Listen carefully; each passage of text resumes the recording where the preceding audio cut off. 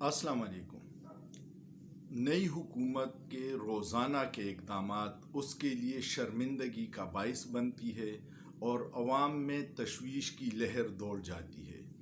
नया इक़दाम यह है कि शहबाज शरीफ की इम्पोर्टेड मुसल्लत करदा हुकूमत ने यह फ़ैसला किया है कि रमज़ान के आखिरी अशरे में उम्रे के लिए जाया जाए, जिसके लिए उन्होंने अपनी फैमिली मेंबर्स, अपने दोस्तों, काबीना के कुछ करप्ट मेंबरान और मीडिया के कुछ लिफाफा सहाफ़ियों का इंतखाब किया है और ये फ़ैसला किया है कि उन सब को सरकारी ख़जाने से मुफ्त में उम्रा करवाया जाए।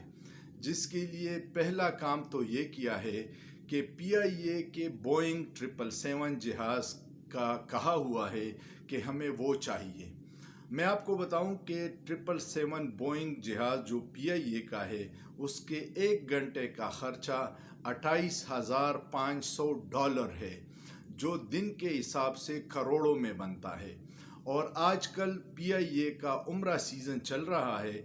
अगर उनसे एक तैयारा बोइंग 777 शरीफ ख़ानदान अपने लिए इस्तेमाल करे तो पूरा ऑपरेशन उनका डिस्टर्ब होता है और जिन लोगों ने महीनों पहले बुकिंग करवाई है उम्रे के लिए, उनकी फ़्लाइट्स में ताख़ीर और कैंसल होने का ख़दशा है।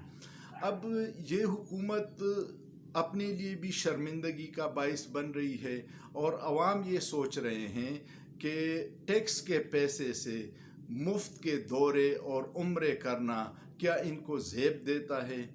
और अवाम के जहनों में एक और सवाल भी उभरता है कि जिस इस्टेब्लिशमेंट ने ये करप्ट मनी लॉन्ड्रिंग वाला टोला हम पे मुसल्लत किया है, जो रोज़ाना पाकिस्तान के ख़जाने को बाप का माल समझ के लुटा रहे हैं, क्या ये जायज़ है और क्या ये अवाम दुश्मनी नहीं है।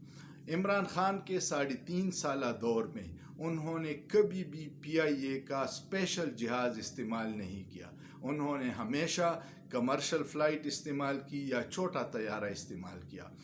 तीसरी बात यह है कि इस उम्रे पे अपने जितने भी लोग हैं उनके नाम उन्होंने ECL से निकाल दिए हैं और स्पेशली मोहसिन दावड़ का नाम भी निकाल दिया है, जो रोज़ाना की बुनियाद पे इस्टेब्लिशमेंट, फ़ौज और जनरल कमर जावेद बाजवा साहब को गालियां निकालते हैं।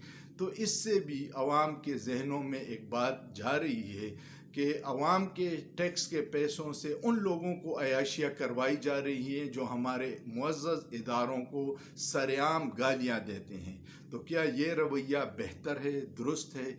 इदारों को इस बारे में सोचना चाहिए और ख़ुसूसन अदलिया जो शरीफ ख़ानदान के लिए रात 12 बजे अदालतें खोल देती हैं और आम आवाम सालों साल अदालतों में रुलते हैं, उनकी कई नस्लें तबाह हो जाती हैं, उनकी उम्रें गुज़र जाती हैं और उनके केस नहीं होते। उनसे भी ये हम मुअद्दिबाना गुजारिश करते हैं कि ये जो 3000 लोगों का नाम बैक वक्त ECL से निकाल लिया है, क्या अदालतें उस पर किसी दिन के वक्त ही सो मोटो ले ले, रात को छोड़े, ताकि आवाम का अपने इदारों पर एतमाद बहाल हो जाए।